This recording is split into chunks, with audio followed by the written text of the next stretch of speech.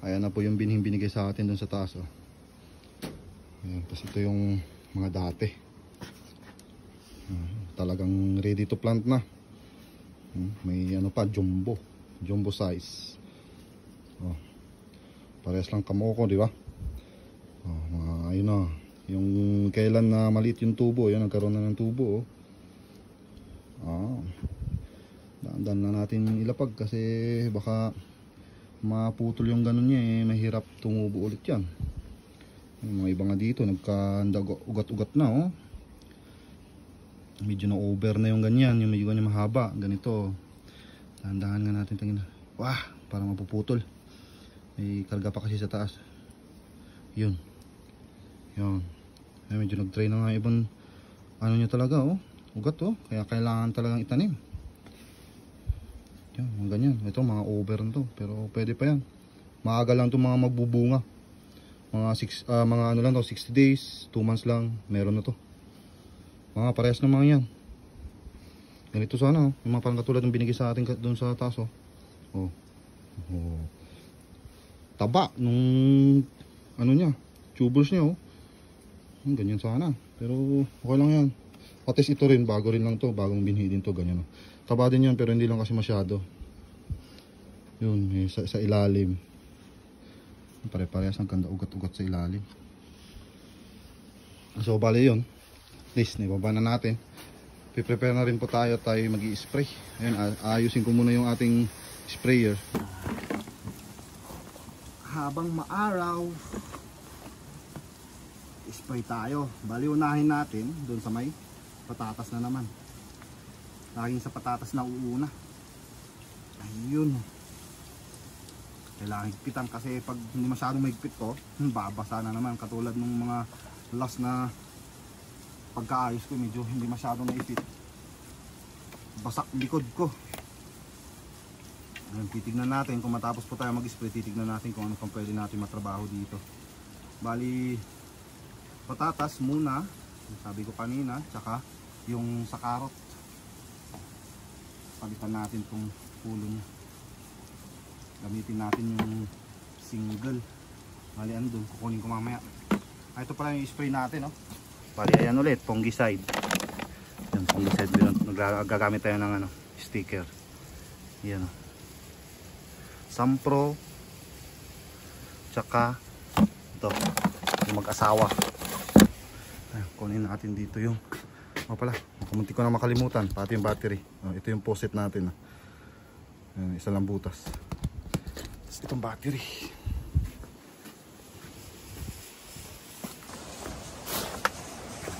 Ayun. Medyo tanghali na rin Mag-aalas 8 na ng umaga. Pero okay lang yun. Ano pa naman dun eh. Hindi masyado naarawan pa yung isprayan natin dun.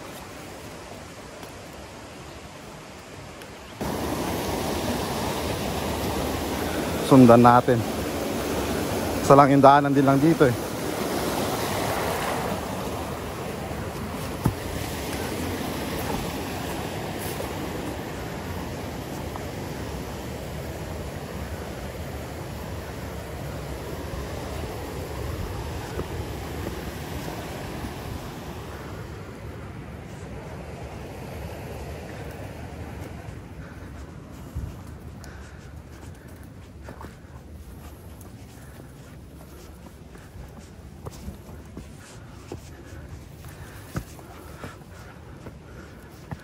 Ang gagamitin niya dito sa repolyo. Kay abono nga abono sila. 20? Sim-sim po? Kunomya mo. 15 ko masina.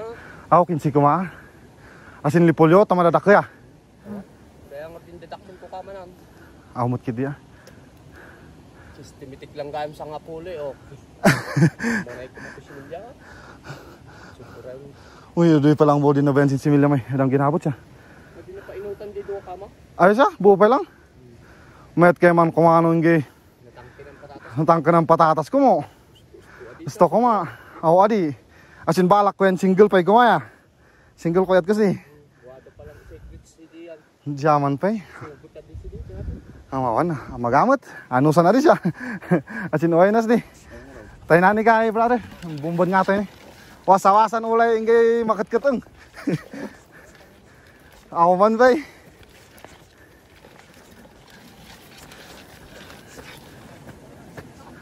Ah.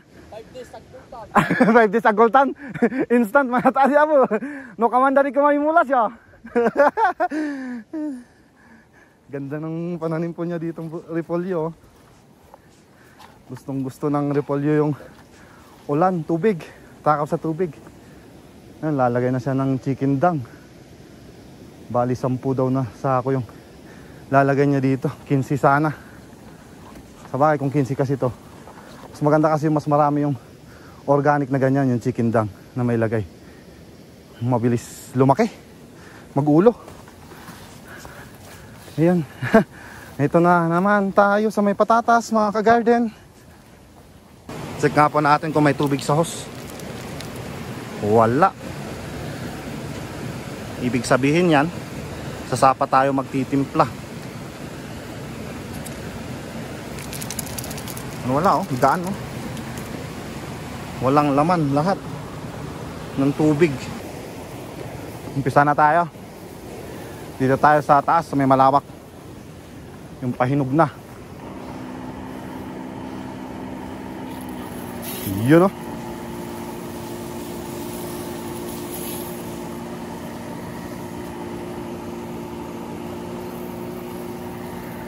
Yun. Balik kalahati muna yung gagawin natin, paikot. Tsaka tayo pwesto mamaya sa gitna.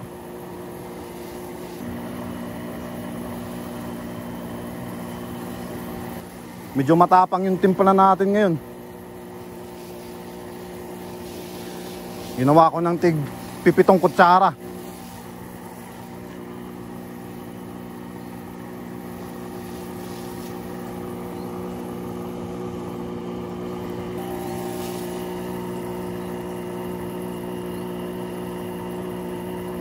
Wala na talaga doon banda oh. Yelo na, hinog na.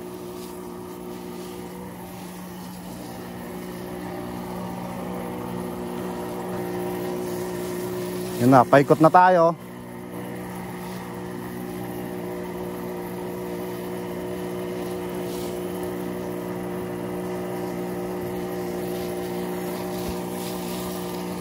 Madami pa rin talaga yung putol.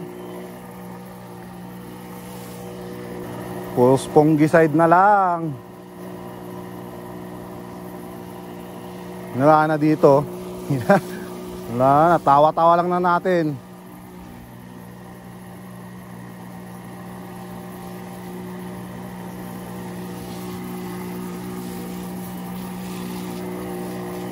Dalang na. Pasok tayo dito sa gitna. Tapos na natin yung gilid.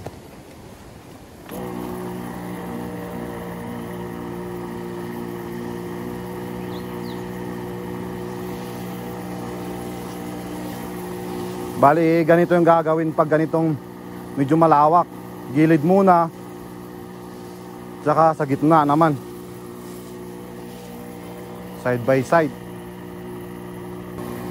Kahit ganito yung patatas po natin, kailangan pa rin po natin asikasuhin. Sayang pa yung umabot hanggang first week ng December. Sayang pa na ikalaki po ng bunga.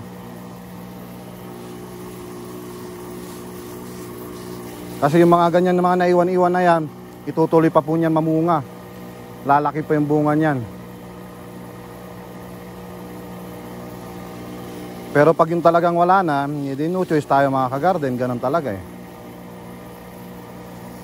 At least kahit papaano may naiwan. Yung kahit yung nag-yellow, sprayan pa rin natin, baka sakali. Dito na tayo sa mga konti na lang. Konti na lang yung green. Puro yellow na, palanta na. Yun, dami talaga oh.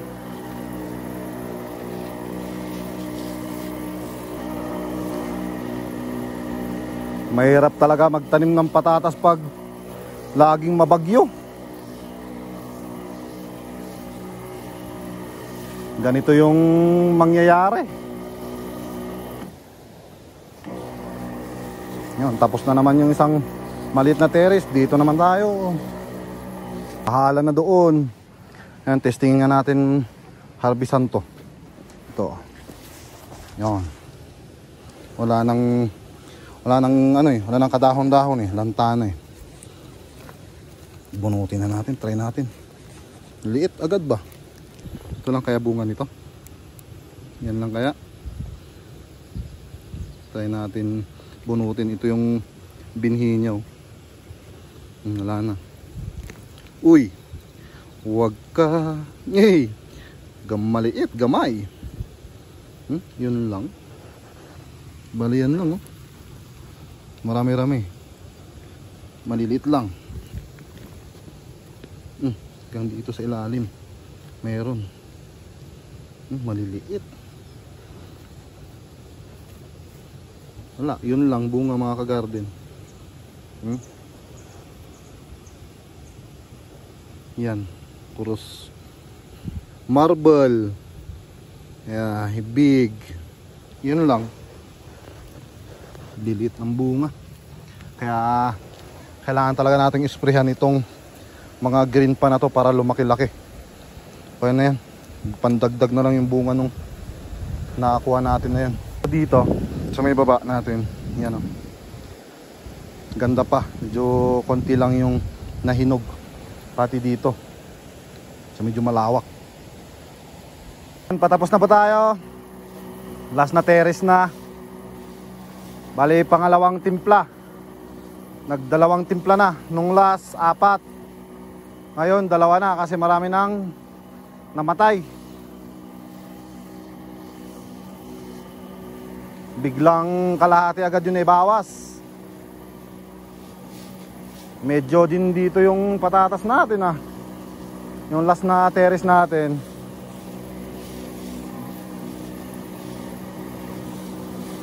Yung tapusin lang po natin to. At try ulit natin mag-sample dun sa may green na yung green yung stem. Yung may mga dahon-dahon pa. Yung mga to, mga parang mura pa nga yung iba dito Ito pala ata yung maliliit kasi yung binhi, yung marble. Yung parang holen yung binhi niya. Ito yun. Medyo late din natin tinanim to. Yan, tapos na dito. Ito na lang, konti na lang, ito na lang.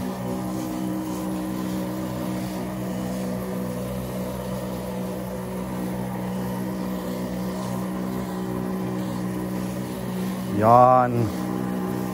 Tapos na. Dubli lang natin yung mga naiwan dito sa sprayer, may konti pa Paliguan lang natin unti.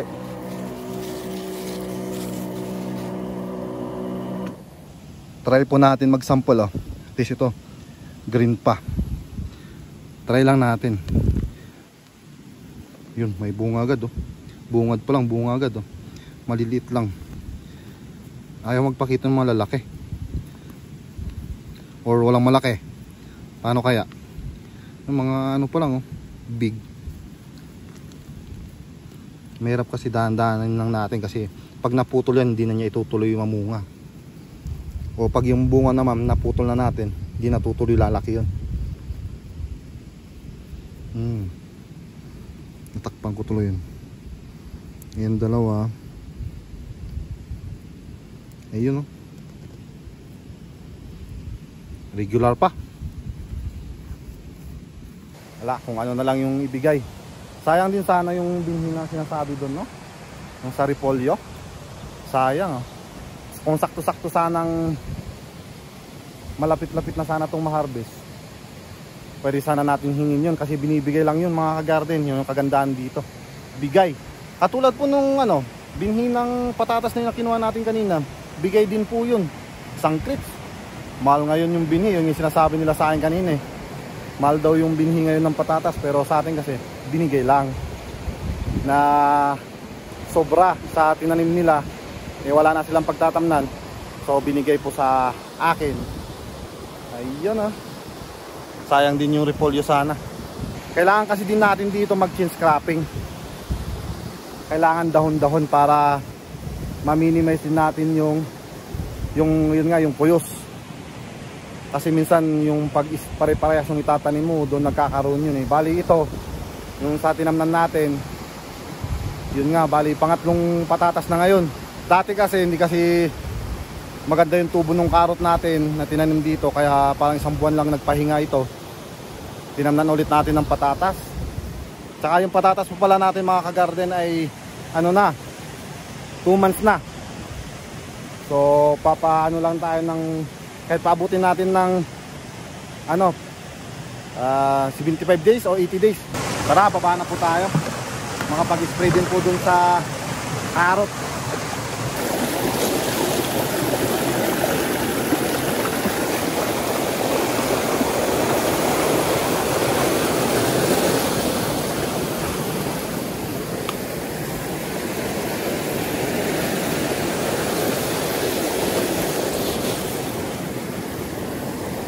Yan, lusot.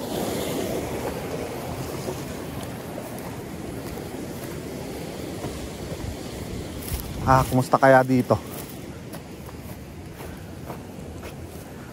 Pwede ata tayo makapag-tractor mamaya. Saglitan natin to. At least nandito naman na yung tractor natin eh. Pag natapos tayo mag-spray dun sa karot. So may karot naman na tayo.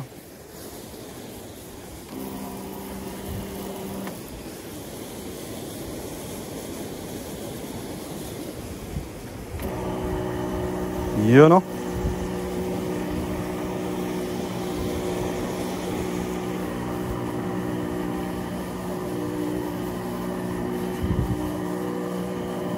Madalang talaga tong purple natin ah.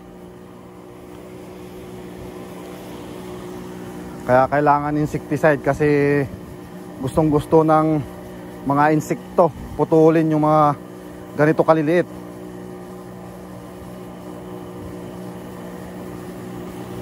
Tara, tatraktor na po tayo. Kunin natin tong krudo tsaka yung pangkanal.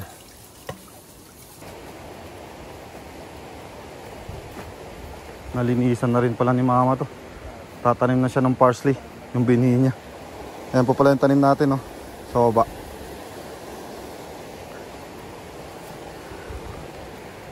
Yung parsley na rin natin, no? Pag umpisa na magyumabong, kay mama dito mayabong na. Lilinis na si mama dito sa may broccoli. Natanggal yung mga pinag-harvestan. Yan. Wada? I don't know.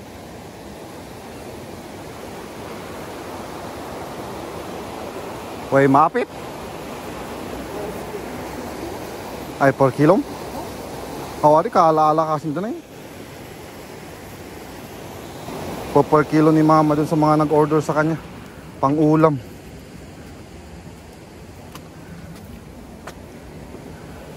Sayang din yun, extra income. Wala na kasing pagpapadalhan na babiyahe, kaya ganun na lang ang remedyo nito. May mga nag-order na rin kay mama niyan eh, broccoli. Yan mga yan, pwede yan.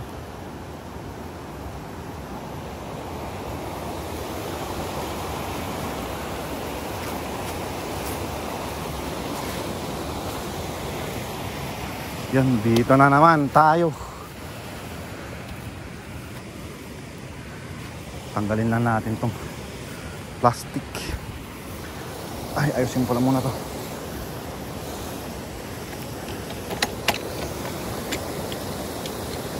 Habang maganda yung klima, tuloy-tuloy ang trabaho para marami tayong matapos. Ganito talaga ang buhay magsasaka.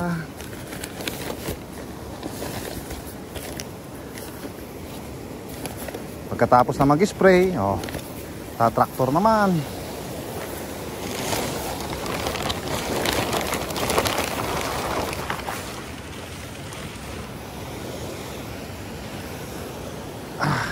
check na natin yung kurudo niya kung marami-rami pa.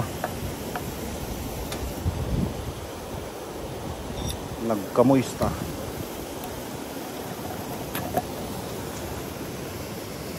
Yan, konti na lang pala. Sakto lang. Lagay na natin buo ito.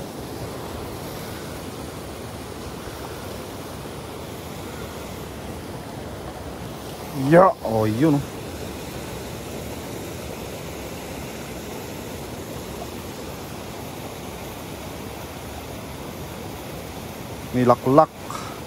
Nilaklak ng tractor natin. Yon, sakto. Ayun, at least hindi masyadong puno. Grabe ah, 1.5. Hindi pa puno. Ayusin na natin, may start na natin. Maaga pa naman mga ka-garden eh. Mag-11 pa lang.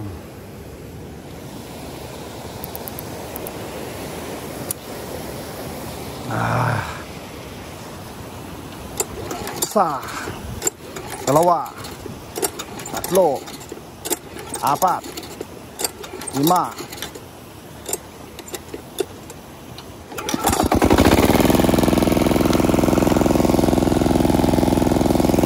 Papainitin lang natin. Habang pinapainit mo natin yon, tatanggalin po muna natin dito yung bato.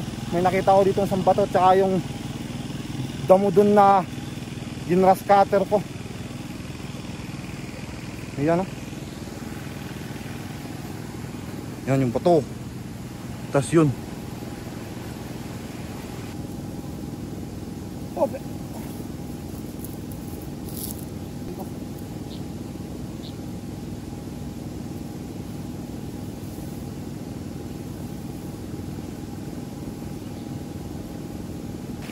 Yan, okay na.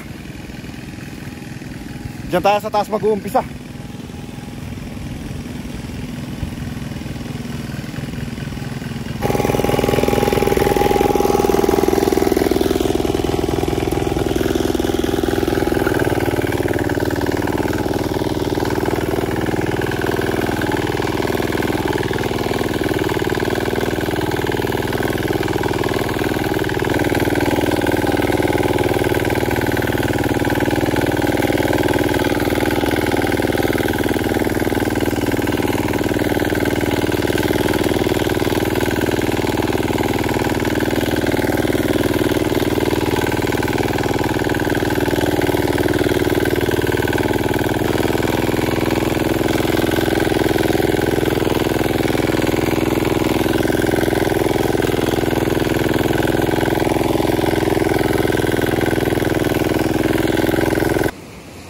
Ayan na, natapos na natin traktorin. Diretso kanal na rin. Iyon na. Takpan ko na rin yung traktor natin doon. Pahinga muna bago mo Saka inom tayo tubig.